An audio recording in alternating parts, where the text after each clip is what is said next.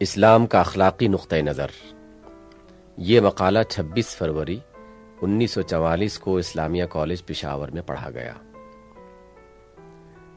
معمولی حالات میں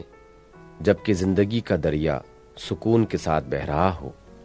انسان ایک طرح کا اطمینان محسوس کرتا ہے، کیونکہ اوپر کی صاف شفاف سطح ایک پردہ بن جاتی ہے جس کے نیچے تہہ میں بیٹھی ہوئی گندگیاں اور غلاظتیں چھپی رہتی ہیں، اور پردے کی اوپری صفائی آدمی کو اس بات کا تجسس کرنے کی ضرورت کم ہی محسوس ہونے دیتی ہے کہ تہہ میں کیا کچھ چھپا ہوا ہے اور کیوں چھپا ہوا ہے۔ لیکن جب اس دریا میں طوفان برپا ہوتا ہے اور نیچے کی چھپی ہوئی ساری گندگیاں اور غلاظتیں ابھر کر برسر عام سطح دریا پر بہنے لگتی ہیں، اس وقت اندھوں کے سوا ہر وہ شخص جس کے دیدوں میں کچھ بینائی کے نور باقی ہو، ہر اشتباہ کے بغیر صاف صاف دیکھ لیتا ہے کہ زندگی کا دریا کیا کچھ اپنے اندر لیے ہوئے چل رہا ہے۔ اور یہی وہ وقت ہوتا ہے جب عام انسانوں میں اس ضرورت کا احساس پیدا ہو سکتا ہے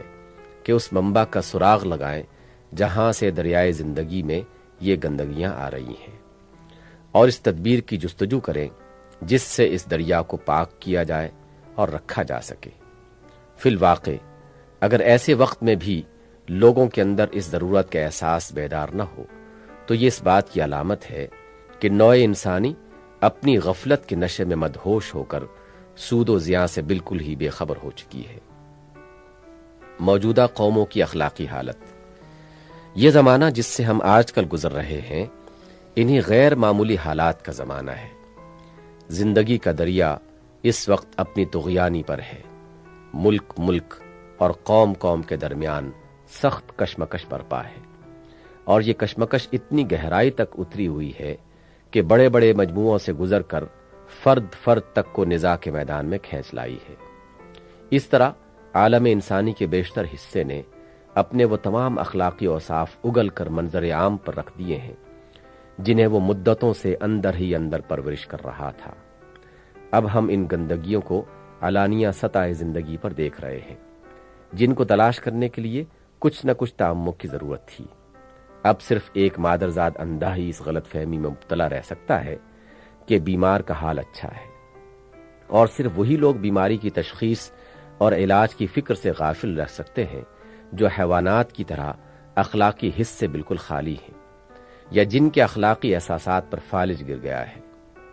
ہم دیکھ رہے ہیں کہ پوری قومیں بہت بڑے پیمانے پر ان بدترین اخلاقی صفات کا مظاہرہ کر رہی ہیں جن کو ہمیشہ سے انسانیت کے ضمیر نے انتہائی نفرت کی نگاہ سے دیکھا ہے۔ بے انصافی، بے رحمی، ظلم و ستم، جھوٹ، دغا فریب، مکر، بدعہدی، خیانت، بے شرمی، نفس پرستی، استحصال بالجبر اور ایسے ہی دوسرے جرائم محض انفرادی جرائم نہیں رہے ہیں بلکہ قومی اخلاق کی حیثیت سے ظاہر ہو رہے ہیں۔ دنیا کی بڑی قومیں اجتماعی حیثیت سے وہ سب کچھ کر رہی ہیں جس کا ارتکاب کرنے والے افراد ابھی تک ان کے ہاں جیلوں میں ٹھونسے جاتے ہیں۔ ہر قوم نے چھانٹ کر اپنے بڑے سے بڑے مجرموں کو اپنا لیڈر اور سربراہ کار بنایا ہے، اور ان کی قیادت میں بدماشی کی کوئی مکروہ سے مکروہ قسم ایسی نہیں رہ گئی جس کا وہ کھلم کھلا نہایت بے حیائی کے ساتھ وسیع پیمانے پر ارتکاب نہ کر رہی ہو۔ ہر قوم دوسری قوم کے خلاف جھوٹ تصنیف کر کے علانیہ نشر کر رہی ہے، اور ریڈیو کے ذریعے سے ان جھوٹوں نے فضائے اسیر تک کو گندا کر دیا ہے۔ پورے ملکوں اور بر اعظموں کی آبادیاں لٹیروں اور ڈاکوؤں میں تبدیل ہو چکی ہیں، اور ہر ڈاکو عین اس وقت جبکہ وہ خود ڈاکہ مار رہا ہوتا ہے نہایت بے شرمی کے ساتھ اپنے مخالف ڈاکو کی ان ساری گناہگاریوں کا شکوہ کرتا ہے جن سے داغدار ہونے میں اس کا اپنا دامن بھی اپنے حریف سے کچھ کم سیاہ نہیں ہوتا۔ انصاف کے معنی ان ظالموں کے نزدیک صرف اپنی قوم کے ساتھ انصاف کے رہ گئے ہیں۔ حق جو کچھ ہے ان کے لیے ہے، دوسروں کے حقوق پر دست درازی ان کے اخلاقی قانون میں جائز بلکہ کار ثواب ہے۔ قریب تمام قوموں کا حال یہ ہو چکا ہے کہ ان کے ہاں لینے کے پیمانے اور ہیں اور دینے کے اور۔ جتنے معیار وہ اپنے مفاد کے لیے قائم کرتی ہیں دوسروں کا مفاد سامنے آتے ہی وہ سب معیار بدل جاتے ہیں، اور جن معیاروں کا وہ دوسروں سے مطالبہ کرتی ہیں ان کی پابند خود کو کرنا حرام سمجھتی ہیں۔ بد عہدی کا مرض اس حد کو پہنچ چکا ہے کہ اب ایک قوم کو دوسری قوم پر کوئی اعتماد باقی نہ رہا۔ بڑی بڑی قوموں کے نمائندے نہایت مہذب صورتیں لیے ہوئے جب بین الاقوامی معاہدوں پر دستخط کر رہے ہوتے ہیں، اس وقت ان کے دلوں میں یہ خبیث نیت چھپی ہوئی ہوتی ہے کہ پہلا موقع ملتے ہی اس مقدس بکرے کو قومی مفاد کی قربان گاہ پر بھینٹ چڑھائیں گے۔ اور جب ایک قوم کا صدر یا وزیر اعظم اس قربانی کے لیے چھری تیز کرتا ہے تو پوری قوم میں سے ایک آواز بھی اس بد اخلاقی کے خلاف نہیں اٹھتی، بلکہ ملک کی پوری آبادی اس جرم میں شریک ہو جاتی ہے۔ مکاری کا حال یہ ہے کہ بڑے بڑے پاکیزہ اخلاقی اصولوں کی گفتگو کی جاتی ہے صرف اس لیے کہ دنیا کو بے وقوف بنا کر اپنے مفاد کی خدمت اس سے لی جائے، اور سادہ لوح انسانوں کو یقین دلایا جائے کہ تم سے جان و مال کی قربانی کا مطالبہ جو ہم کر رہے ہیں یہ کچھ اپنے لیے نہیں بلکہ ہم بے غرض نیکوں کے نیک لوگ یہ ساری تکلیفیں محض انسانیت کی بھلائی کے لیے برداشت کر رہے ہیں۔ سنگ دلی و بے رحمی اس مرتبہ کمال تک پہنچی ہے کہ ایک ملک جب دوسرے ملک پر حملہ آور ہوتا ہے تو اس کی آبادی کو روندنے اور کچلنے میں محض اسٹیم رولر کی سی بے حسی اس سے ظاہر نہیں ہوتی، بلکہ وہ نہایت مزے لے لے کر دنیا کو اپنے ان کارناموں کی اطلاع دیتا ہے۔ گویا اسے معلوم ہے کہ اب دنیا انسانوں سے نہیں بلکہ بھیڑیوں سے آباد ہے۔ خود غرضانہ شقاوت اس انتہا کو پہنچ چکی ہے کہ ایک قوم دوسری قوم کو اپنے مفاد کے لیے مسخر کرنے کے بعد صرف یہی نہیں کہ بے دردی کے ساتھ اسے لوٹتی کھسوٹتی ہے بلکہ نہایت منظم طریقے سے پے ہم کوشش کرتی رہتی ہے کہ انسانیت کے تمام شریفانہ خصائل سے اس کو خالی کر دے، اور وہ تمام کمینہ اوصاف اس کے اندر پرورش کرے جنہیں وہ خود نہایت گھناؤنا سمجھتی ہے۔ یہ چند نمایاں ترین اخلاقی خرابیاں ہیں، میں نے محض نمونے کے طور پر بیان کی ہیں، ورنہ تفصیل کے ساتھ اگر جائزہ لیا جائے تو معلوم ہوگا کہ پوری انسانیت کا جسم اخلاقی حیثیت سے سڑ گیا ہے۔ پہلے کعبہ خانے اور قمار بازی کے اڈے اخلاقی پستی کے سب سے بڑے پھوڑے سمجھے جاتے تھے، لیکن اب تو ہم جدھر دیکھتے ہیں انسانی تمدن پورا کا پورا ہی پھوڑا نظر آتا ہے۔ قوموں کی پارلیمنٹیں اور اسمبلیاں، حکومت کے سیکریٹریٹ اور وزارت خانے، عدالتوں کے ایوان اور وکالت خانے، پریس اور نشرگاہیں، یونیورسٹیاں اور تعلیمی ادارے، بینک اور صنعتی و تجارتی کاروبار کے مجامع، سب کے سب پھوڑے ہی پھوڑے ہیں جو کسی تیز نشتر کا مطالبہ کر رہے ہیں۔ سب سے زیادہ افسوس کی بات یہ ہے کہ علم جو انسانیت کا عزیز ترین جوہر ہے، آج اس کا ہر شعبہ انسانیت کی تباہی کے لیے استعمال ہو رہا ہے۔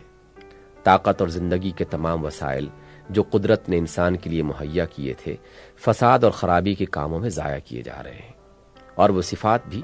جو انسان کی بہترین اخلاقی صفات سمجھی جاتی تھیں، مثلا شجاعت، ایثار، قربانی، فیاضی، صبر و تحمل، اولو العزمی، بلند حوصلگی وغیرہ، آج ان کو بھی چند بڑی بنیادی بد اخلاقیوں کا خادم بنا کے رکھ دیا گیا ہے۔ ظاہر ہے کہ اجتماعی خرابیاں اس وقت ابھر کر نمایاں ہوتی ہیں جب انفرادی خرابیاں پایہ تکمیل کو پہنچ چکی ہوتی ہیں۔ آپ اس بات کا تصور نہیں کر سکتے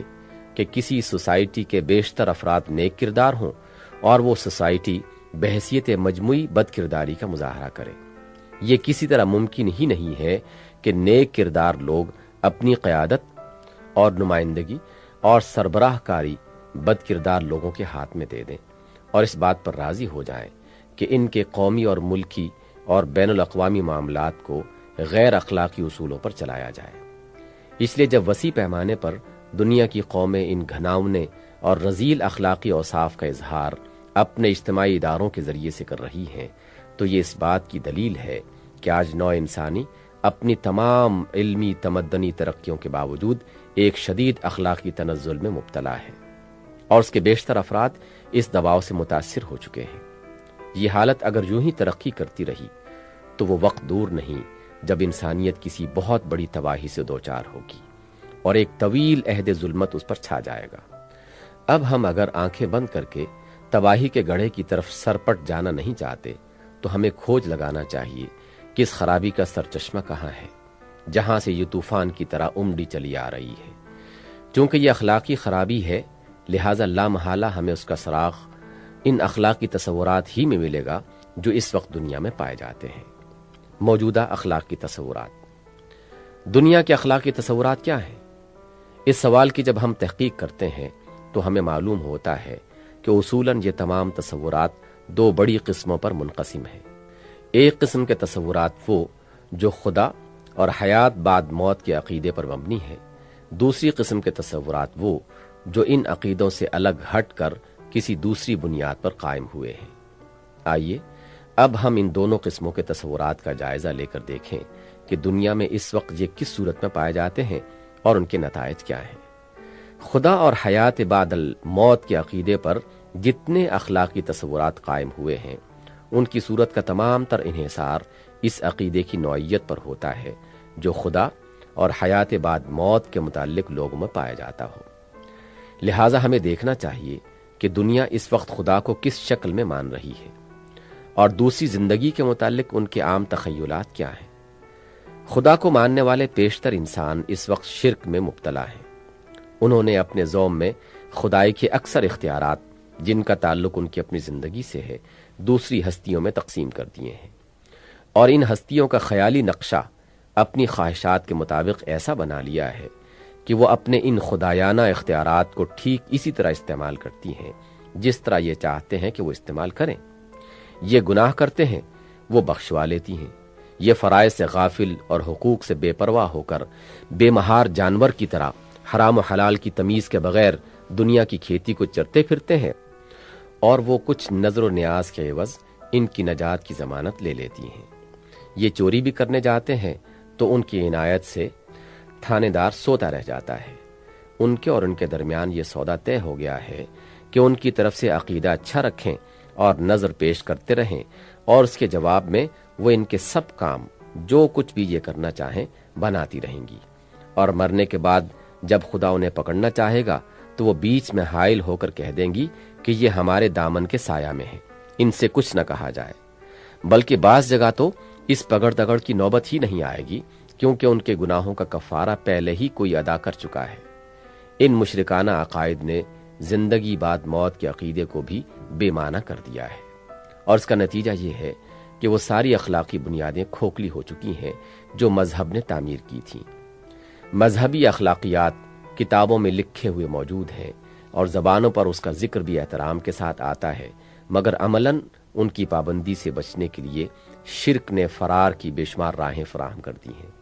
اور کچھ اس شان سے فراہم کی ہیں کہ جس راہ سے بھی یہ چاہیں بھاگیں، بہرحال انہیں اطمینان ہے کہ آخرکار پہنچیں گے نجات ہی کی منزل پر۔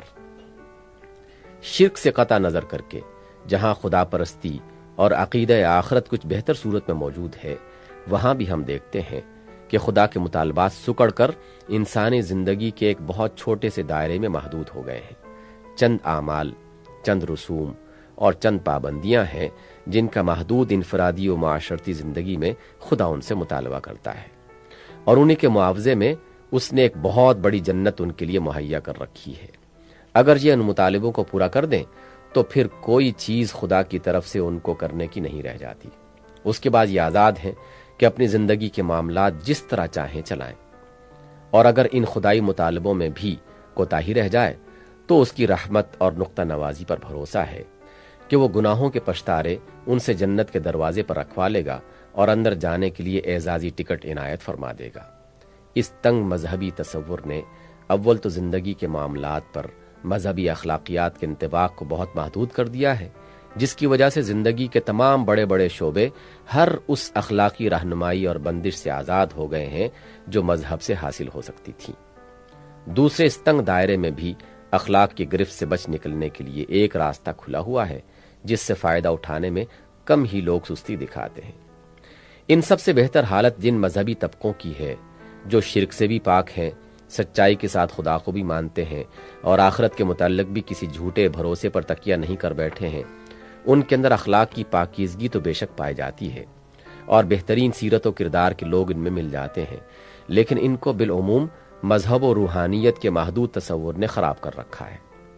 وہ دنیا اور اس کے مسائل زندگی سے بڑی حد تک بے تعلق ہو کر یا تو چند مخصوص کاموں کو جنہیں مذہبی کام سمجھا جاتا ہے لے بیٹھتے ہیں، یا اپنے نفس کو مانج مانج کر صاف کرتے ہیں تاکہ وہ اس دنیا ہی میں عالم غیب کی آوازیں سننے اور حسن مطلق کی پرچھائیاں دیکھنے کے قابل ہو جائیں۔ ان کے نزدیک نجات کا راستہ دنیاوی زندگی کے کنارے کنارے سے بچ کر نکل جاتا ہے، اور خدا کے قرب سے سرفراز ہونے کی سبیل بس یہ ہے کہ ایک طرف مذہب کے دیے ہوئے نقشے پر اپنی زندگی کے ظاہری پہلوؤں کو ڈھال لیا جائے، اور دوسری طرف نفس کی صفائی کے لیے چند طریقوں سے کام لے کر اسے مجلہ و مصفہ کر لیا جائے، اور پھر ایک محدود دائرے کے اندر کچھ مذہبی اور روحانی مشاغل میں مصروف رہ کر زندگی کے دن پورے کر دیے جائیں۔ گویا ان کے خدا کو چند خوش وضع شیشے کے برتن، چند مقطع لاؤڈ سپیکر، چند عمدہ گراموفون، چند لطیف ریڈیو سیٹ، چند خوشنما فوٹو کے کیمرے درکار تھے، اور اسی غرض کے لیے اس نے زمین میں اتنا کچھ سامان دے کر انسان کو بھیجا تاکہ یہاں سے اپنے آپ کو ان چیزوں میں تبدیل کر کے پھر اس کے پاس واپس پہنچ جائیں۔ مذہب و روحانیت کے اس غلط تصور کا سب سے بڑا نقصان یہ ہوا کہ جو نفوس بلند تر اور پاکیزہ تر اخلاقی صلاحیتوں کے حامل تھے، انہیں یہ زندگی کے میدان سے ہٹا کر گوشوں میں لے گیا، اور گھٹیا درجے کے اوصاف رکھنے والوں کے لیے بغیر مزاحمت کے خود بخود میدان خالی ہو گیا۔ دنیا کی پوری مذہبی صورتحال کا یہ لب لباب ہے، اور اس سے آپ اندازہ کر سکتے ہیں کہ خدا پرستی سے جو اخلاقی طاقت انسان کو ملنی ممکن تھی، بیشتر انسان تو اس کو سرے سے حاصل ہی نہیں کر رہے ہیں، اور ایک بہت قلیل تعداد اس کو حاصل کر رہی ہے، لیکن انسانیت کی رہنمائی اور سربراہ کاری سے وہ خود دست بردار ہو گئی ہے۔ اس لیے اس کا حال اس بیٹری کا سا ہے جس میں بجلی بھری ہوئی ہے اور وہ یوں ہی رکھے رکھے اپنی عمر پوری کر دے۔ انسانی تمدن کی گاڑی بالفعل جو لوگ اس وقت چلا رہے ہیں، ان کے اخلاقیات خدا اور آخرت کے اساسی تخیل سے خالی ہیں اور دانستہ خالی کیے گئے ہیں۔ نیز اخلاق میں خدا کی رہنمائی قبول کرنے سے انہوں نے قطعی انکار کر دیا ہے۔ اگرچہ ان میں کثیر التعداد لوگ کسی نہ کسی مذہب کے قائل ہیں،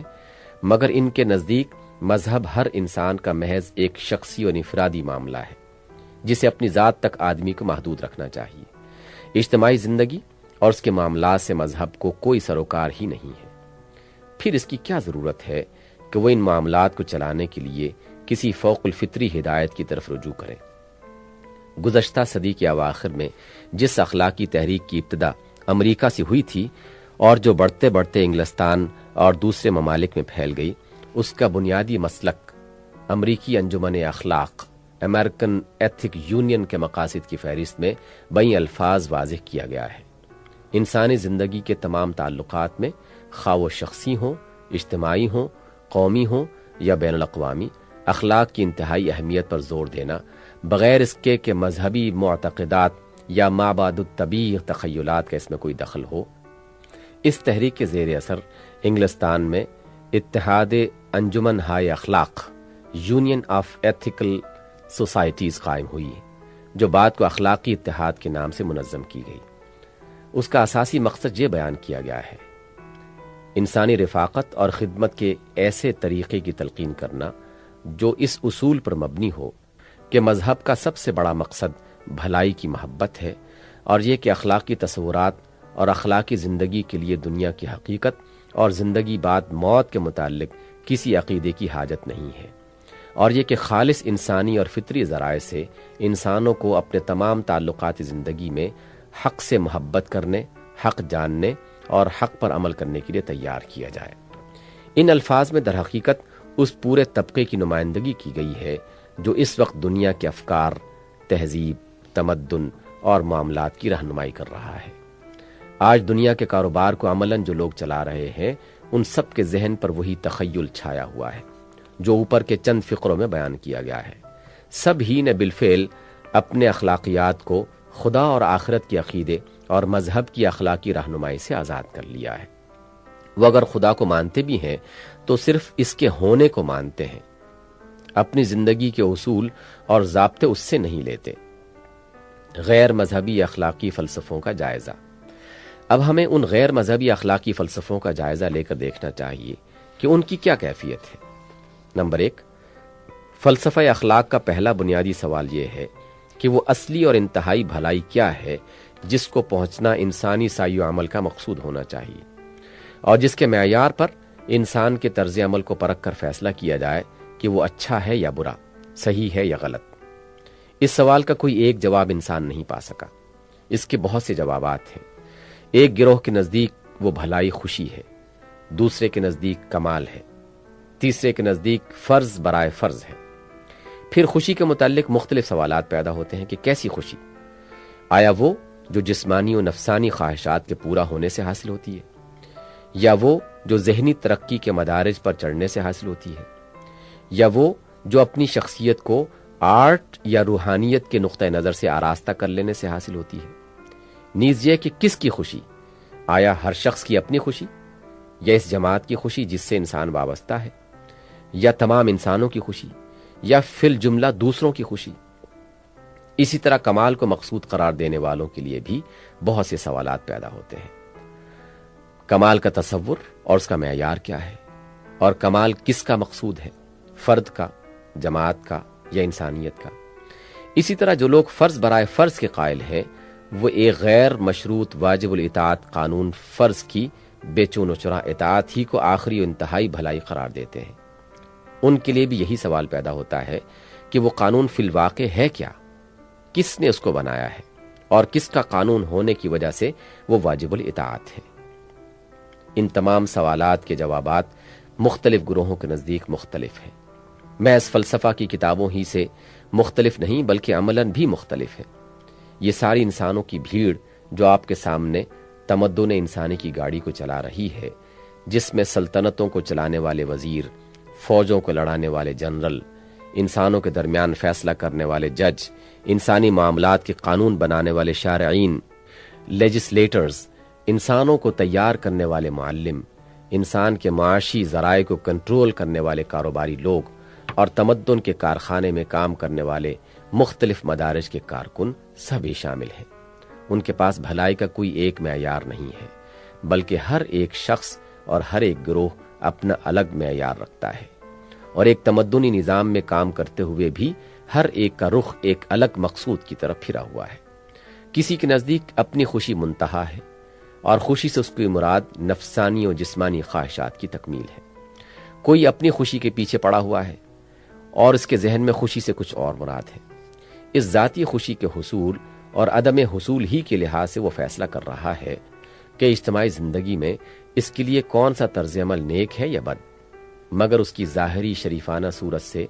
ہم اس غلط فہمی میں مبتلا ہو جاتے ہیں کہ انسانی سوسائٹی کے لیے وہ ایک موزون وزیر یا جج یا معلم یا کسی دوسری حیثیت سے تمدن کی مشین کا ایک اچھا پرزہ ہے۔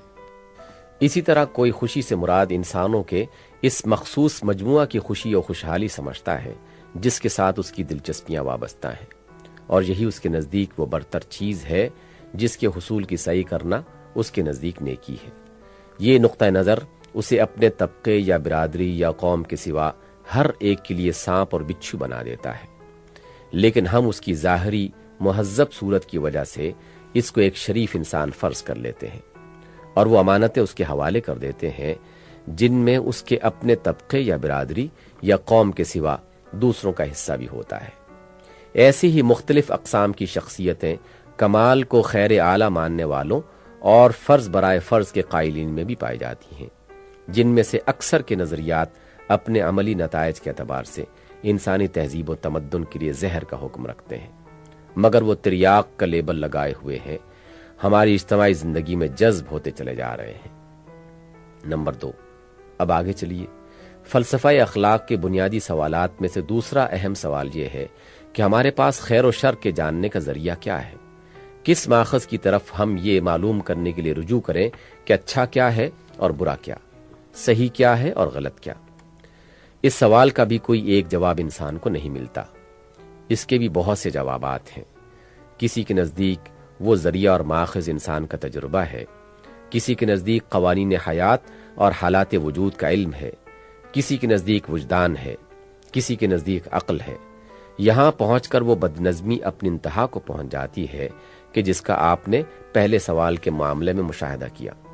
ان چیزوں کو ماخذ قرار دینے کے بعد اخلاق کے لیے مستقل اصول ہی یہ قرار پاتا ہے کہ اس کا کوئی متعین معیار نہ ہو، بلکہ وہ ایک سیال مادی کی طرح بہتا اور مختلف صورتوں اور پیمانوں میں ڈھلتا چلا جائے۔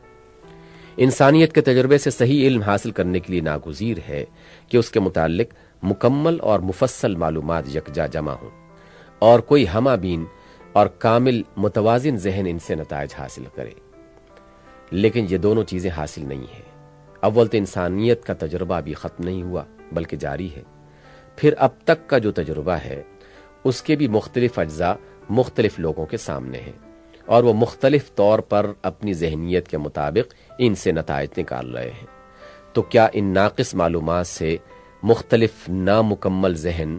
اپنے رجحانات کے مطابق جو نتائج بھی اخذ کر لیں وہ سب صحیح ہو سکتے ہیں؟ اگر نہیں تو کیسے سخت بیمار ہیں وہ ذہن جو اپنے خیر و شر کو جاننے کے لیے اس ذریعہ علم کو کافی سمجھتے ہیں۔ یہی معاملہ قوانین حیات اور حالات وجود کا ہے۔ یا تو آپ اخلاقی بھلائی اور برائی کو جاننے کے لیے اس وقت کا انتظار کریں جب ان قوانین اور حالات کا علم قابل اطمینان حد تک آپ کی گرفت میں آ جائے، یا نہیں تو ناکافی معلومات کو ناکافی جانتے ہوئے انہی کی بنیاد پر مختلف ذہنیت اور مختلف مراتب علمی کے لوگ مختلف طور پر فیصلے کرتے رہیں کہ ان کے لیے خیر کیا ہے اور شر کیا ہے، اور علم کی ہر نئی قسط حاصل ہونے کے بعد ان فیصلوں کو بدلتے بھی رہیں، حتیٰ کہ آج کا خیر کل کا شر ہو جائے اور آج کا شر کل خیر قرار پائے۔ عقل اور وجدان کا معاملہ بھی اس سے کچھ مختلف نہیں ہے۔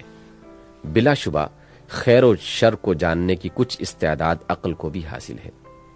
اور اس عقل سے ہر انسان نے کچھ نہ کچھ حصہ پایا ہے، اور خیر و شر کا کچھ علم وجدانی بھی ہے جس کا الہام ہر انسان کے ضمیر پر فطرتاً ہوتا ہے، لیکن اس علم کے لیے ان میں سے کوئی بھی کافی بذات نہیں ہے کہ اسی کو آخری اور واحد ذریعہ علم کی حیثیت لے لیا جائے۔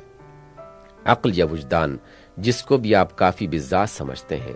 بہرحال ایک ایسے ذریعہ علم پر آپ اعتماد کریں گے جو نہ صرف یہ کہ اپنی فطرت میں ناقص و محدود ہے، بلکہ وہ مختلف اشخاص، مختلف طبقوں، مختلف حالات اور مختلف زمانوں میں پہنچ کر بالکل مختلف چیزوں پر خیر یا شر ہونے کا حکم لگاتا ہے۔ یہ ساری بدنظمی جس کا میں نے ابھی آپ کے سامنے ذکر کیا ہے محض علمی مقالات اور فلسفیانہ بحثوں تک محدود نہیں ہے، بلکہ فی الواقع دنیا کے تمدن و تہذیب میں عملاً اس کا عکس پوری طرح نمایاں ہو رہا ہے۔ آپ کے تمدن میں جو لوگ کام کر رہے ہیں، خواہ وہ کارفرمائی کے مقام پر ہوں یا کارکنی کے مقام پر، یا کارفرماؤں اور کارکنوں کے بنانے میں لگے ہوئے ہیں، یہ سب خیر و شر اور صحیح و غلط جاننے کے لیے اپنے اپنے طور پر انہی مختلف ماخذوں کی طرف رجوع کر رہے ہیں، اور ہر شخص اور ہر گروہ کا خیر و شر دوسرے کے خیر و شر سے الگ ہے، حتیٰ کہ ایک کا خیر دوسرے کا انتہائی شر ہے اور ایک کا شر دوسرے کا انتہائی خیر۔ اس بد نظمی نے اخلاق کے لیے کوئی پائیدار بنیاد باقی ہی نہیں رہنے دی۔ جن چیزوں کو دنیا میں ہمیشہ سے جرم اور گناہ سمجھا جاتا رہا ہے، آج کسی نہ کسی گروہ کی نگاہ میں وہ عین خیر ہیں، یا مطلقاً خیر نہیں تو اضافی خیر بن گئی ہیں۔ اسی طرح جن بھلائیوں کو ہمیشہ سے انسان خوبی سمجھتا رہا ہے، ان میں سے اکثر آج حماقت اور مضحکہ خیز قرار پا چکی ہیں، اور مختلف گروہ ان کو شرم کے ساتھ نہیں بلکہ فخر کے ساتھ اعلانیہ پامال کر رہے ہیں۔ پہلے جھوٹا جھوٹ بولتا تھا مگر معیار اخلاق سچائی ہی کو مانتا تھا، لیکن آج کے فلسفوں نے جھوٹ کو خیر بنا دیا ہے، اور جھوٹ بولنے کا ایک مستقل فن مدون کیا جا رہا ہے، اور بڑے پیمانے پر قومیں اور سلطنتیں جھوٹ پھیلا رہی ہیں۔ یہی حال ہر بد اخلاقی کا ہے کہ پہلے بد اخلاقیاں ہی تھیں، مگر آج نئے فلسفوں کے طفیل وہ سب مطلق یا اضافی خیر میں تبدیل کر دی گئی ہیں۔ نمبر 3، فلسفہ اخلاق کے بنیادی سوالات میں سے تیسرا سوال یہ ہے کہ قانون اخلاق کے پیچھے وہ کون سی قوت ہے جس کے زور سے یہ قانون نافذ ہو؟ اس کے جواب میں مسرت اور کمال کے پرستار کہتے ہیں کہ خوشی یا کمال کی طرف جانے والی بھلائیاں اپنی پیروی کرانے کی طاقت اپنے اندر خود ہی رکھتی ہیں، اور رنج یا پستی کی طرف لے جانے والی برائیاں آپ اپنے ہی زور پر اپنے سے اجتناب کرا لیتی ہیں۔ اس کے سوا قانون اخلاق کے لیے کسی خارجی اقتدار کی ضرورت ہی نہیں۔ دوسرا گروہ کہتا ہے کہ قانون فرض انسان کے ارادہ معقول کا اپنے اوپر عائد کیا ہوا قانون ہے، اس کے لیے کسی بیرونی زور کی حاجت نہیں۔ تیسرا گروہ سیاسی اقتدار کو قانون اخلاق کی اصل قوت نافذہ سمجھتا ہے، اور اس مسلک کی روح سے اسٹیٹ کی طرف وہ تمام اختیارات منتقل ہو جاتے ہیں جو پہلے خدا کے لیے تھے، یعنی باشندوں کے حق میں یہ فیصلہ کرنا کہ انہیں کیا کرنا چاہیے اور کیا نہ کرنا چاہیے۔ چوتھے گروہ نے یہ مرتبہ اسٹیٹ کے بجائے سوسائٹی کو دیا ہے۔ یہ سب جوابات فسادات کی بے شمار صورتیں دنیا میں عملاً پیدا کر چکے ہیں اور اب تک کر رہے ہیں۔ پہلے دونوں جوابوں نے انفرادی خودسری اور بے راہ روی یہاں تک بڑھا دی کہ اجتماعی زندگی کا شیرازہ درہم برہم ہونے کے قریب پہنچ گیا۔ پھر اس کا رد عمل ان فلسفوں کی صورت میں رونما ہوا جنہوں نے یا تو اسٹیٹ کو خدا بنا کر افراد کو بالکل اس کا بندہ بنا ڈالا، یا پھر افراد کی روٹی کے ساتھ ان کی خیر و شر کی باغیں بھی معاشرے کے ہاتھوں میں دے دی، حالانکہ سبوحن قدوس نہ اسٹیٹ ہے نہ معاشرہ۔ نمبر 4، یہی معاملہ اس سوال کے جواب میں پیش آتا ہے کہ وہ کون سا محرک ہے جو انسان کو اپنے طبعی رجحانات کے علی الرغم اخلاقی احکام کی پابندی پر آمادہ کرے۔ کسی کے نزدیک بس خوشی کی طمع اور رنج و تکلیف کا خوف اس کے لیے کافی محرک ہے، کوئی محض کمال کی خواہش اور نقص سے بچنے کی تمنا کو اس کے لیے کافی سمجھتا ہے، کوئی اس لیے محض آدمی کے اپنے جذبہ احترام قانون پر اعتماد کرتا ہے، کوئی اسٹیٹ کے اجر کی امید اور اس کے غضب کو اہمیت دیتا ہے، اور کوئی معاشرے کے اجر اور اس کے غضب کو طمع و خوف کے لیے استعمال کرنے پر زیادہ زور دیتا ہے۔ ان میں سے ہر جواب کو عملاً ہمارے اخلاقی نظامات میں سے کسی نہ کسی کے اندر تقدم کا وہ مقام حاصل ہے، اور تھوڑا سا تجسس کرنے پر یہ حقیقت بآسانی کھل سکتی ہے کہ یہ سب محرکات بد اخلاقی کے لیے بھی اتنے ہی اچھے محرک بن سکتے ہیں جتنے خوش اخلاقی کے لیے، بلکہ ان میں بد اخلاقی کے لیے محرک بننے کی قوت بہت زیادہ ہے، اور بہرحال کسی اعلیٰ درجے کی اخلاقیات کے لیے تو یہ تمام محرکات قطعاً ناکافی ہیں۔ یہ بہت مختصر جائزہ جو میں نے دنیا کی موجودہ اخلاقی حالت کا لیا ہے، اس سے بیک نظر یہ محسوس ہو جاتا ہے کہ دنیا میں اس وقت ایک ہمہ گیر اخلاقی انتشار پایا جاتا ہے۔ خدا سے بے نیاز ہو کر انسان کوئی ایسی بنیاد نہیں پا سکا جس پر وہ قابل اطمینان طریقے سے اپنے اخلاق کی تعمیر کرتا۔ اخلاق کے سارے بنیادی سوالات اس کے لیے حقیقتاً لاجواب ہو کے رہ گئے۔ نہ وہ اس خیر برتر کا کہیں سراغ لگا سکا جو اس کی کوششوں کا منتہا بننے کے قابل ہوتی، اور جس کے لحاظ سے اعمال کے نیک یا بد اور صحیح یا غلط ہونے کا فیصلہ کیا جا سکتا۔ نہ اسے وہ ماخذ کہیں سے ہاتھ لگا جس سے وہ صحیح طور پر معلوم کر سکتا کہ خیر کیا ہے اور شر کیا۔ نہ اسے وہ اقتدار فراہم کرنے میں کامیابی ہوئی جس کی بنا پر اخلاق کے کسی بلند جامع عالمگیر ضابطہ کو قوت نافذہ حاصل ہو سکتی،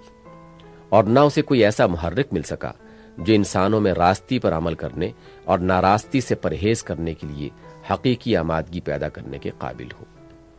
خدا سے بغاوت کر کے انسان نے خودسری کے ساتھ ان سوالات کو حل کرنا چاہا اور اپنے نزدیک حل کیا بھی، مگر یہ اسی حل کے پیدا کردہ نتائج ہیں جو آج ہم کو اخلاقی تنزل کے ایک خوفناک طوفان کی شکل میں اٹھتے اور پوری انسانی تہذیب کو تباہی کی دھمکیاں دیتے نظر آتے ہیں۔ کیا اب بھی وہ وقت نہیں آیا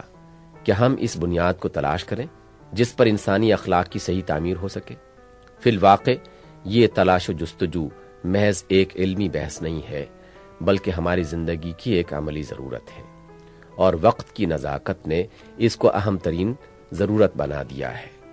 اسی لحاظ سے میں اپنی تلاش کے نتائج پیش کرتا ہوں اور چاہتا ہوں کہ جو لوگ اس ضرورت کو محسوس کر رہے ہیں وہ نہ صرف میرے ان نتائج پر ٹھنڈے دل سے غور کریں بلکہ خود بھی سوچیں کہ اخلاق انسانی کے لیے آخر کون سی بنیاد صحیح ہو سکتی ہے۔ انسانی اخلاق کی صحیح بنیادیں۔ میں اپنی تلاش و تحقیق سے جس نتیجے پر پہنچا ہوں وہ یہ ہے کہ اخلاق کے لیے صرف ایک ہی بنیاد صحیح ہے، اور وہ اسلام فراہم کرتا ہے۔ یہاں فلسفہ اخلاق کے تمام بنیادی سوالات کا جواب ہم کو ملتا ہے، اور ایسا جواب ملتا ہے کہ جس کے اندر وہ کمزوریاں موجود نہیں ہیں جو فلسفیانہ جوابات میں پائی جاتی ہیں۔ یہاں مذہبی اخلاقیات کی ان کمزوریوں میں بھی کوئی کمزوری ایسی موجود نہیں ہے جن کی وجہ سے وہ نہ کسی مستحکم سیرت کی تعمیر کر سکتے ہیں اور نہ انسان کو تمدن کے وسیع ذمہ داریاں سنبھالنے کے قابل بناتے ہیں۔ یہاں ایک ایسی ہماگیر اخلاقی رہنمائی ملتی ہے جو زندگی کے تمام شعبوں میں ترقی کے انتہائی ممکن درجات تک ہم کو لے جا سکتی ہے۔ یہاں وہ اخلاقی اصول ہم کو ملتے ہیں جن پر ایک صالح ترین نظام تمدن قائم ہو سکتا ہے، اور اگر ان اصولوں پر انفرادی و اجتماعی کردار کی بنا رکھی جائے تو انسانی زندگی اس فساد سے محروم رہ سکتی ہے جس سے وہ اس وقت دوچار ہے۔ اس نتیجے پر میں کن دلائل سے پہنچا ہوں، اس کی مختصر تشریح میں آپ کے سامنے بیان کروں گا۔ فلسفہ جس مقام سے اپنی اخلاقی بحث شروع کرتا ہے، در حقیقت وہ اخلاق کے مسئلے کا سرا ہی نہیں بلکہ بیچ کے چند نقطے ہیں جنہیں سرے کو چھوڑ کر اس نے نقطۂ آغاز بنا لیا ہے، اور یہی اس کی پہلی غلطی ہے۔ یہ سوال کہ انسان کے لیے کردار کی صحت و غلطی کا معیار کیا ہے اور وہ کون سی بھلائی ہے جس کو پہنچنے کی سعی انسان کے لیے مقصود بذات ہونی چاہیے، دراصل یہ بات کا سوال ہے۔ اس سے پہلے جو سوال حل ہونا چاہیے وہ یہ ہے کہ اس دنیا میں انسان کی حیثیت کیا ہے۔ یہ سوال اس لیے تمام سوالات پر مقدم ہے کہ حیثیت کے تعین کے بغیر اخلاق کا سوال محض بے معنی ہی نہیں ہو جاتا، بلکہ اس میں بیشتر امکان اس امر کا ہوتا ہے کہ اس طرح جو اخلاقیات متعین کیے جائیں گے وہ بنیادی طور پر غلط ہوں گے۔ مثلا کسی جائیداد کے متعلق آپ کو یہ طے کرنا ہے کہ اس میں کس طرح مجھے کام کرنا چاہیے اور کس قسم کے تصرفات میرے لیے حق ہیں اور کس قسم کے تصرفات باطل۔ کیا آپ اس سوال کو صحیح طور پر حل کر سکتے ہیں تا وقتے کہ پہلے اس بات کا تعین نہ کر لیں کہ اس جائیداد میں آپ کی حیثیت کیا ہے اور اس سے آپ کے تعلق کی نوعیت کیا ہے؟ اگر یہ جائیداد کسی دوسرے کی ملکیت ہے اور آپ اس میں امین کی حیثیت رکھتے ہیں تو آپ کے لیے اس میں اخلاقی طرز عمل کی نوعیت کچھ اور ہوگی، اور اگر آپ خود اس کے مالک ہیں اور اس پر آپ کے مالکانہ اختیارات غیر محدود ہیں اور آپ کی اخلاقی طرز عمل کی نوعیت بالکل مختلف ہو جائے گی۔ اور یہ بات صرف اتنی ہی نہیں ہے کہ حیثیت کا سوال اخلاقی طرز عمل کی نوعیت کے معاملے میں فیصلہ کن ہے، بلکہ در حقیقت اسی پر اس امر کے فیصلے کا بھی انحصار ہے کہ اس جائیداد میں آپ کے لیے طرز عمل متعین کرنے کا حقدار کون ہے، آپ خود یا جس کے آپ امین ہیں۔ اسلام سب سے پہلے اس سوال کی طرف توجہ کرتا ہے اور ہمیں بالکل واضح طور پر شائبہ اشتباہ کے بغیر یہ بتاتا ہے کہ اس دنیا میں انسان کی حیثیت خدا کے بندے اور نائب کی ہے۔ یہاں انسان کو جتنی چیزوں سے سابقہ پیش آتا ہے وہ سب خدا کی ملک ہیں، حتیٰ کہ انسان کا اپنا جسم اور وہ تمام قوتیں بھی جو اس جسم میں بھری ہوئی ہیں انسان کی اپنی ملک نہیں ہیں بلکہ خدا کی ملک ہیں۔ خدا نے اس کو ان تمام چیزوں پر تصرف کرنے کے اختیارات دے کر یہاں اپنے نائب کی حیثیت سے مامور کیا ہے، اور اس ماموریت میں اس کا امتحان ہے۔ امتحان کا آخری نتیجہ اس دنیا میں نہیں نکلے گا بلکہ جب افراد کا، قوموں کا اور پوری نوع انسانی کا کام ختم ہو جائے گا اور انسانوں کے مساعی کے اثرات و نتائج پایہ تکمیل کو پہنچ جائیں گے، تب خدا بیک وقت ان سب کا حساب لے گا اور اس امر کا فیصلہ کرے گا کہ کس نے اس کی بندگی اور نیابت کا حق ٹھیک ٹھیک ادا کیا ہے اور کس نے نہیں کیا۔ یہ امتحان کسی ایک امر میں نہیں بلکہ تمام امور میں ہے، کسی ایک شعبہ زندگی میں نہیں بلکہ بحیثیت مجموعی پوری زندگی میں ہے۔ نفس و جسم کی جتنی قوتیں انسان کو دی گئی ہیں سب کا امتحان ہے، اور خارج میں جن جن چیزوں پر جس جس طرح کے اختیارات اسے ادا کیے گئے ہیں ان سب میں بھی امتحان ہے کہ وہ کس طرح ان پر اپنا اختیار استعمال کرتا ہے۔ حیثیت کے اس تعین کا منطقی نتیجہ یہ ہے کہ دنیا میں اپنے لیے اخلاقی طرز عمل کے تعین کا حق ہی سرے سے انسان کو حاصل نہیں رہتا بلکہ اس کا فیصلہ کرنا خدا کا حق ہو جاتا ہے۔ اس کے بعد فلسفہ اخلاق کے وہ تمام سوالات جن کو فلسفیوں نے چھیڑا ہے نہ صرف یہ کہ حل ہو جاتے ہیں بلکہ اس امر کی بھی گنجائش باقی نہیں رہتی کہ ایک ایک سوال کے 36 جوابات ہوں اور ایک ایک جواب پر انسانوں کا ایک ایک گروہ اخلاق کے ایک جداگانہ رخ پر چل پڑے اور ایک ہی تمدنی اجتماعی زندگی میں رہتے ہوئے یہ مختلف سمتوں پر چلنے والے لوگ اپنی بے راہ رویوں سے بد نظمی، انتشار اور فساد پیدا کر دیں۔ اگر انسان کی اس حیثیت کو تسلیم کر لیا جائے جو اسلام نے قرار دی ہے، تو یہ بات خود متعین ہو جاتی ہے کہ خدا کے امتحان میں کامیاب ہونا اور اس کی رضا کو پہنچنا ہی وہ بلند ترین بھلائی ہے جو مقصود بالذات ہونی چاہیے، اور کسی طرز عمل کے صحیح یا غلط ہونے کا مدار اسی امر پر ہے کہ وہ اس بھلائی کے حصول میں کہاں تک مددگار یا مانع ہوتا ہے۔ اسی طرح یہ بات بھی یہیں سے متعین ہو جاتی ہے کہ انسان کے لیے نیک اور بد، صحیح اور غلط کے علم کا اصل ماخذ خدا کی ہدایت ہے، اور اس کے سوا دوسرے ذرائع علم اس اصل ماخذ کے مددگار تو بن سکتے ہیں مگر خود اصل ماخذ نہیں بن سکتے۔ نیز یہ امر بھی طے ہو جاتا ہے کہ قانون اخلاق کے واجب الاطاعت ہونے کی اصل بنیاد صرف یہ ہے کہ وہ خدا کا ٹھہرایا ہوا قانون ہے، اور یہ بات بھی صاف ہو جاتی ہے کہ اچھے اخلاق کی پابندی اور برے اخلاق سے اجتناب کے لیے اصل محرک خدا کی محبت اور اس کی رضا کی طلب اور اس کی ناراضگی کا خوف ہونا چاہیے۔ پھر نہ صرف یہ کہ اس سے فلسفہ اخلاق کے سارے اصولی سوالات حل ہو جاتے ہیں، بلکہ در حقیقت اس بنیاد پر جو اخلاقی سسٹم بنتا ہے اس کے اندر نہایت متوازن اور متناسب طریقے سے وہ تمام اخلاقی سسٹم اپنی اپنی موضوع جگہ پا لیتے ہیں جو فلسفہ اخلاق کے مفکرین نے تجویز کیے ہیں۔ فلسفیانہ اخلاقی نظاموں کی اصل قباحت یہ نہیں ہے کہ ان میں حقیقت و صداقت کا جز بھی نہیں ہے، بلکہ ان کی اصل قباحت یہ ہے کہ انہوں نے صداقت کے ایک جز کو لے کر پوری صداقت بنا لیا ہے۔ اس لیے جز کے کل بننے میں جس قدر زائد کی ضرورت پڑتی ہے اس کی تکمیل کے لیے لامحالہ انہیں باطل کے بہت سے اجزاء لینے پڑتے ہیں۔ اسلام اس کے برعکس پوری صداقت پیش کرتا ہے، اور اس کی کل صداقت میں وہ تمام جزی صداقتیں جذب ہو جاتی ہیں جو لوگوں کے پاس الگ الگ تھیں اور ناقص تھیں۔ یہاں خوشی کا بھی ایک مقام ہے، مگر اس سے مراد وہ خوشی و خوشحالی ہے جو خدا کے قانون کی پیروی سے اور اس کے نتیجے میں حاصل ہو، اور یہ خوشی و خوشحالی جسمانی و مادی بھی ہے، ذہنی و نفسی بھی، آرٹسٹک اور روحانی بھی۔ نیز یہ خوشی و خوشحالی فرد کی بھی ہے، جماعت کی بھی اور تمام انسانیت کی بھی۔ ان مختلف خوشیوں میں تصادم نہیں بلکہ توافق ہے۔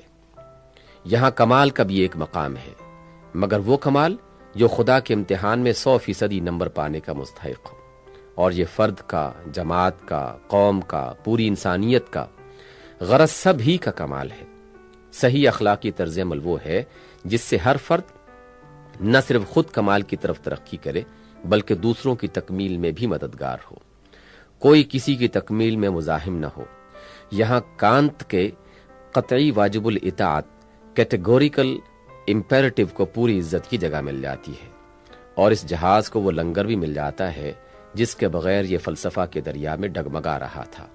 جس قطعی واجب الاطاعت قانون کا ذکر کانت نے کیا ہے اور جس کی وہ خود کوئی توضیح نہ کر سکا، دراصل وہ خدا کا قانون ہے۔ خدا کی طرف سے اس کی صورت معین کی گئی ہے، خدا ہی کا قانون ہونے کی وجہ سے وہ واجب الاطاعت ہے، اور اس کی بے چون و چرا اطاعت کا نام نیکی ہے۔ اسی طرح یہاں اخلاقی خیر و شر کے علم کا جو ماخذ ہمیں بتایا گیا ہے وہ ان دوسرے ذرائع علم کی نفی نہیں کرتا جن کی طرف فلاسفہ رجوع کرتے ہیں، بلکہ ان سب کو ایک سسٹم کا جز بنا لیتا ہے۔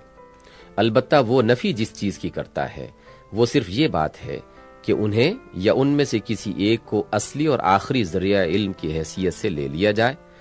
خدا کی ہدایت کے ذریعے سے خیر و شر کا جو علم ہمیں بخشا گیا ہے وہ اصل علم ہے، رہا تجربے علم، قوانین حیات اور حالات وجود سے استنباط کیا ہوا علم،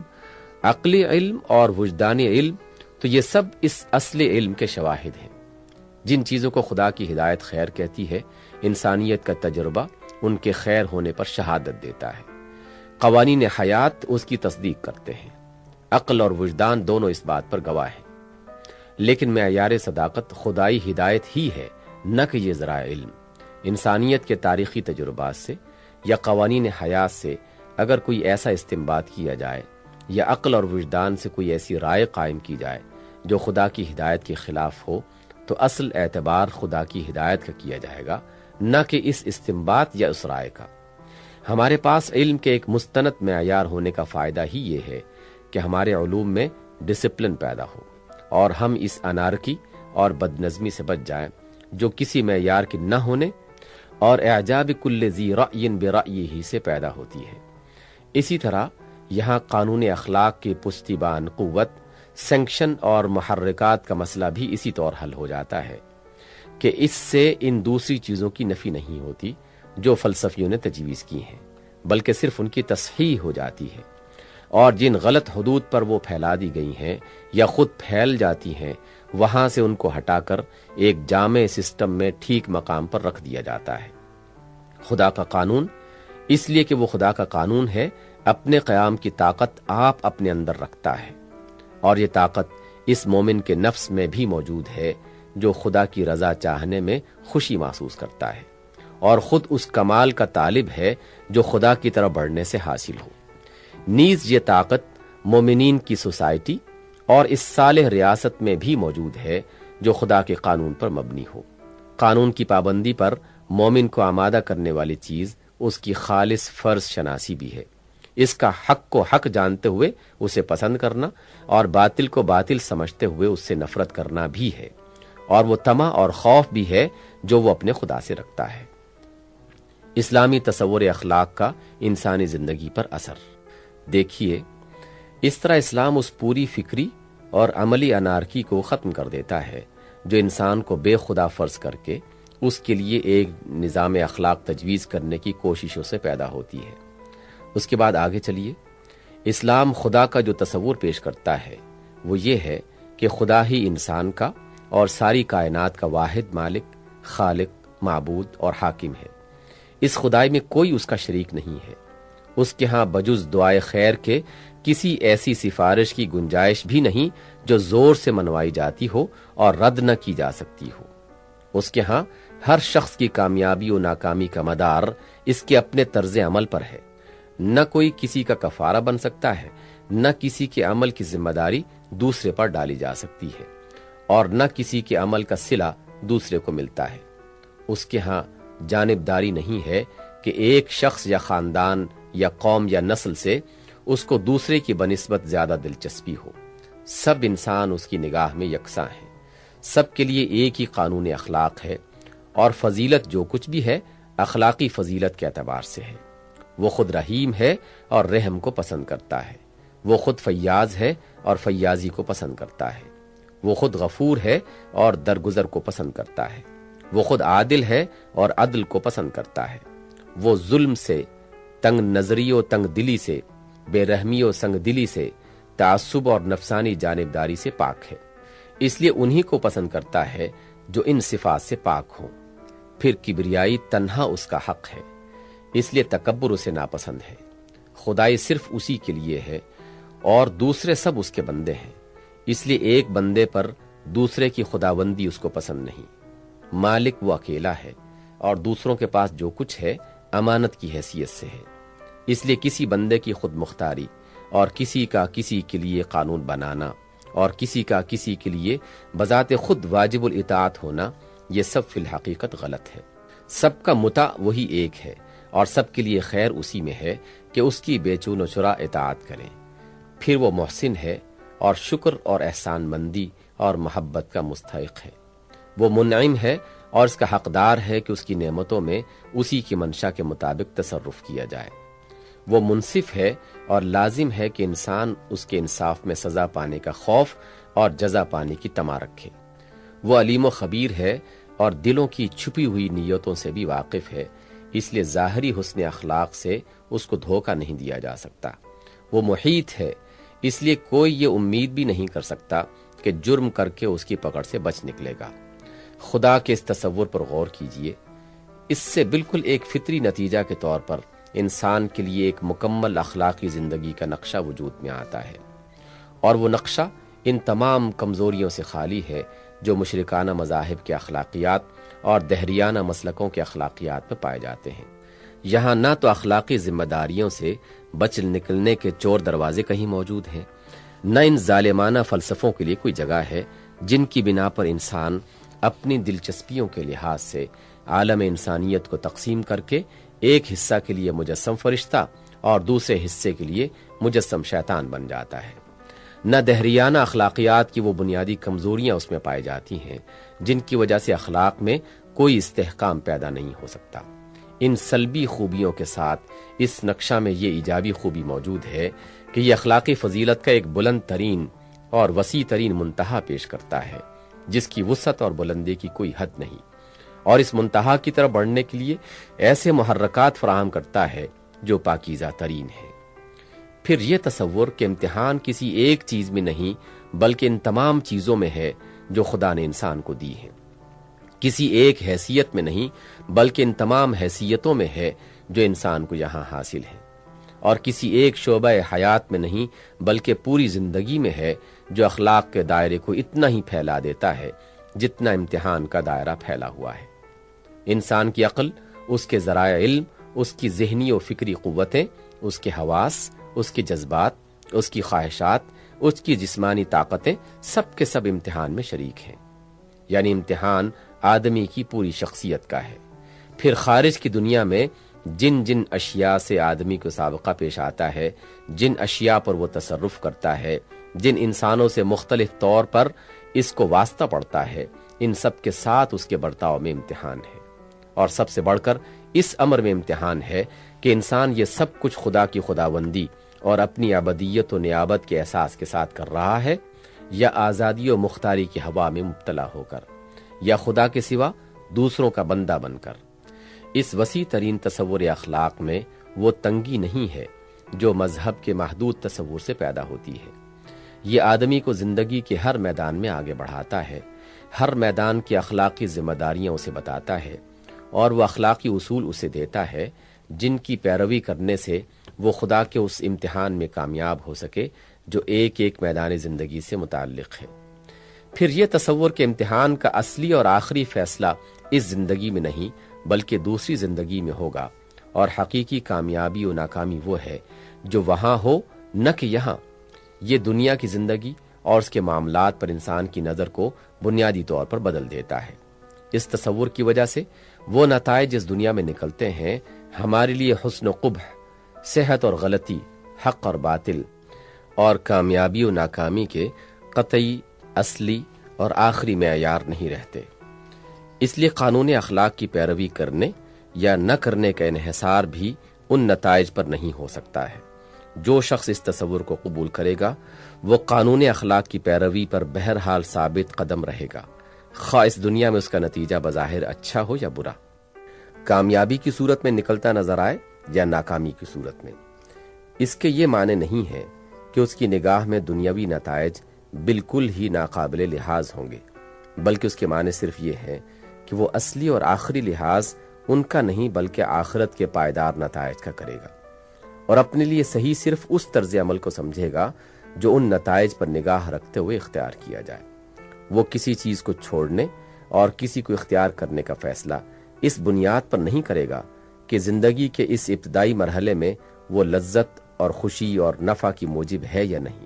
بلکہ اس بنیاد پر کرے گا کہ زندگی کے آخری مرحلہ میں اپنے قطعی اور حتمی نتائج کے اعتبار سے وہ کیسی ہے۔ اسی طرح اس کا نظام اخلاق ترقی پذیر تو ضرور رہے گا، مگر اس کے اصول اخلاق تغیر پذیر نہیں ہوں گے، اور نہ اس کی سیرت ہی تلون پذیر ہوگی، یعنی تمدن و تہذیب کے نشو و نما کے ساتھ ساتھ اس کے اخلاقی تصورات میں وسعت تو یقیناً ہوگی، مگر یہ ممکن نہ ہوگا کہ واقعات کی ہر کروٹ اور حالات کی ہر گردش کے ساتھ اخلاق کے اصول بھی بدلتے چلے جائیں اور آدمی ایک اخلاقی گرگٹ بن کے رہ جائے، اس کے اخلاقی رویے میں سرے سے کوئی پائیداری ہی نہ ہو۔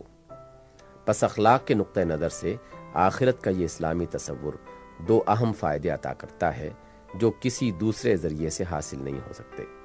ایک یہ کہ اس سے اصول اخلاق کو غایہ درجے کا استحکام نصیب ہوتا ہے جس میں تزلزل کا کوئی خطرہ نہیں۔ دوسرے یہ کہ اس سے انسان کی اخلاقی سیرت کو وہ استقامت میسر آتی ہے جس میں بشرط ایمان انحراف کا کوئی اندیشہ نہیں۔ دنیا میں سچائی کے 10 مختلف نتیجے نکل سکتے ہیں، اور ان پر نگاہ رکھنے والا ایک ابن الوقت انسان مواقع اور امکانات کے لحاظ سے 10 مختلف طرز عمل اختیار کر سکتا ہے، لیکن آخرت میں سچائی کا نتیجہ لازماً ایک ہی ہے۔ اور اس پر نظر رکھنے والا ایک مومن انسان دنیاوی فائدے اور نقصان کا لحاظ کیے بغیر لازماً ایک ہی طرز عمل اختیار کرے گا۔ دنیاوی نتائج کا اعتبار کیجئے تو خیر و شر کسی متعین چیز کا نام نہیں رہتا، بلکہ ایک ہی چیز اپنے مختلف نتیجوں کے اعتبار سے کبھی خیر اور کبھی شر بنتی رہتی ہے، اور اس کے اتباع میں دنیا پرست آدمی کا کردار بھی اپنی پوزیشن تبدیل کرتا رہتا ہے۔ لیکن آخرت کے نتائج پر نظر رکھیے تو خیر اور شر دونوں قطعی طور پر متعین ہو جاتے ہیں، اور مومن بالآخرہ آدمی کے لیے یہ ناممکن ہو جاتا ہے کہ کبھی خیر کو بد انجام یا شر کو نیک انجام سمجھ کر اپنے کردار کو بدل دے۔ پھر یہ تصور کہ انسان اس دنیا میں خدا کا خلیفہ ہے اور تصرف کے جو اختیارات یہاں اسے حاصل ہیں وہ سب دراصل نائب خدا کی حیثیت سے ہیں، انسانی زندگی کے لیے راستے اور مقصد دونوں کا تعین کر دیتا ہے۔ اس تصور سے لازم آتا ہے کہ انسان کے لیے خود مختاری اور بندگی غیر اور خداوندانہ بڑائی کے تمام رویے غلط ہوں، اور صرف یہی ایک رویہ صحیح ہو کہ اپنے تمام تصرفات میں وہ خدا کی مرضی کا تابع اور اس کے نازل کردہ اخلاقی قانون کا پابند بن کر رہے۔ نیز اس سے یہ بھی لازم آتا ہے کہ انسان ایک طرف تو اپنے اخلاقی رویے میں ہر ایسے طرز عمل سے بشدت اجتناب کرے جس میں خود مختاری و بغاوت کا یا خدا کے سوا کسی اور کی بندگی یا خداوندانہ کبریائی کا ذرا برابر شائبہ پایا جاتا ہو، کیونکہ یہ تینوں چیزیں اس کی نائبانہ حیثیت کے منافی ہیں۔ مگر دوسری طرف خدا کی املاک میں اس کا تصرف اور خدا کی پیدا کردہ قوتوں میں اس کا برتاؤ اور خدا کی رعیت میں اس کی فرما روائی اس اخلاق اور اس برتاؤ کے عین مطابق ہو جو اس سلطنت کا اصل مالک اپنے ملک اور اپنی رعیت میں اختیار کر رہا ہے، کیونکہ نائبانہ حیثیت کا فطری اقتضا یہی ہے کہ نائب سلطان کی پالیسی خود سلطان کی پالیسی ہے، اور نائب سلطان کے اخلاق خود سلطان کے اخلاق سے منافی نہ ہو۔ نیز اس تصور سے یہ بھی لازم آتا ہے کہ جو قوت اللہ نے انسان کو عطا کی ہیں اور جو ذرائع اور وسائل اسے دنیا میں بخشے ہیں، ان سب کو استعمال کرنے اور منشائے الہی کے مطابق استعمال کرنے پر انسان مامور ہو، یعنی دوسرے الفاظ میں وہ نائب سلطان بھی سخت مجرم ہو جس نے سلطان کی منشا کے خلاف اس کی ملک اور اس کی رعیت میں تصرف کیا، اور وہ نائب بھی بڑا مجرم قرار پائے جس نے سلطان کے دیے ہوئے اختیارات میں سے کسی اختیار کو سرے سے استعمال ہی نہ کیا ہو، بلکہ اس کی بخشی ہوئی قوتوں میں سے کسی قوت کو بلا وجہ ضائع کر دیا اور اس کے بنائے ہوئے ذرائع وسائل سے کام لینے میں جان بوجھ کر کوتاہی کی، اور اس ڈیوٹی سے منہ موڑ کر کھڑا ہو گیا جس پر سلطان نے اسے مامور کیا تھا۔ نیز اس تصور سے بھی یہ لازم آتا ہے کہ پوری نوع انسانی کی اجتماعی زندگی ایسے ڈھنگ پر قائم ہو کہ سارے انسان یعنی خدا کے سب خلیفہ ان ذمہ داریوں کے ادا کرنے میں جو خدا نے ان پر عائد کی ہیں ایک دوسرے کے معاون و مددگار ہوں، اور نظام تمدن و عمران میں ایسی کوئی چیز کار فرما نہ رہے جس کی وجہ سے ایک انسان دوسرے انسان کی یا انسانوں کا ایک گروہ دوسرے گروہ کی خلافت کو عملاً سلب کر لے یا اس کے اجرا میں مانع اور مزاحم ہو، بجز اس صورت کے جبکہ کوئی انسان خلافت سے محروم ہو کر اپنے حقیقی سلطان سے بغاوت کا مرتکب ہو رہا ہو۔ یہ تو ہے وہ اخلاقی منہاج جو تصور خلافت سے ایک لازمی نتیجہ کے طور پر انسان کے لیے بنتی ہے۔ رہا انسان کی اخلاقی زندگی کا مقصد اور اس کی تمام سعی و عمل کا نصب العین، تو وہ بھی اس تصور سے بالکل ایک منطقی لزوم کے ساتھ متعین ہوتا ہے۔ نائب سلطان کی حیثیت سے انسان کا زمین پر مامور رہنا خود بخود اس بات کا مقتضی ہے کہ انسان کی زندگی کا مقصد زمین پر خدا کی مرضی پوری کرنے کے سوا اور کچھ نہ ہو۔ خدا نے زمین کے انتظام کا جتنا حصہ انسان سے متعلق کیا ہے، اس حصے میں خدا کے قانون کو جاری کرنا، خدا کی منشا کے مطابق امن اور عدل و صلاح کا نظام قائم کرنا اور قائم رکھنا، اس نظام میں شر و فساد کی جو جو صورتیں شیاطین جن و انس پیدا کریں ان کو دبانا اور مٹھانا، اور ان بھلائیوں کو زیادہ سے زیادہ نشو و نما دینا جو خدا کو محبوب ہیں اور جن سے خداوند عالم اپنی زندگی اور اپنی رعیت کو آراستہ دیکھنا چاہتا ہے۔ یہ ہے وہ مقصد جس پر ہر وہ انسان اپنی تمام مساعی کو مرکوز کر دے گا جس کے اندر خلیفہ الہی ہونے کا شعور پیدا ہو چکا ہو۔ یہ مقصد صرف یہی نہیں کہ ان تمام مقاصد کی نفی کر دیتا ہے جو لذت پرستوں اور مادہ پرستوں اور قوم پرستوں اور دوسرے محملات کے پرستاروں نے اپنی جگہ کے لیے مقرر کر لیے ہیں، بلکہ یہ ان لایانی مقاصد کی بھی اتنی شدت کے ساتھ نفی کرتا ہے جو روحانیت کے غلط تصور کے تحت اہل مذاہب نے متعین کیے ہیں۔ ان دونوں غلط انتہاؤں کے درمیان خلافت الہیہ کا تصور انسان کے سامنے ایک ایسا بلند ترین اور پاکیزہ ترین مقصد حیات رکھ دیتا ہے جو اس کی قوتوں اور قابلیتوں کو زندگی کے ہر میدان میں برسر کار لاتا ہے اور انہیں ایک صالح ترین نظام تمدن و تہذیب کے قیام اور ارتقاء کی خدمت میں استعمال کرتا ہے۔ یہ ہیں وہ بنیادیں جو اخلاق انسانی کی تعمیر کے لیے اسلام نے ہم کو دی ہیں۔ اسلام کسی ایک قوم کی جائیداد نہیں بلکہ تمام انسانیت کی مشترک میراث ہے اور سارے انسانوں کی فلاح اس کے پیش نظر ہے۔ اس لیے ہر اس شخص کو جو اپنی اور انسانیت کی فلاح کا خواہش مند ہو یہ سوچنا چاہیے کہ آیا انسانی اخلاق کی تعمیر کے لیے یہ بنیادیں بہتر ہیں جو اسلام ہمیں دے رہا ہے یا وہ جو روحانی مذاہب یا فلسفیانہ مسالک ہم کو دیتے ہیں۔ اگر کسی کا دل گواہی دے کہ اخلاق کے لیے یہی بنیادیں صحیح ہیں تو پھر کوئی جاہلانہ تعصب اسے ان بنیادوں کے قبول کرنے میں مانع نہ ہونا چاہیے۔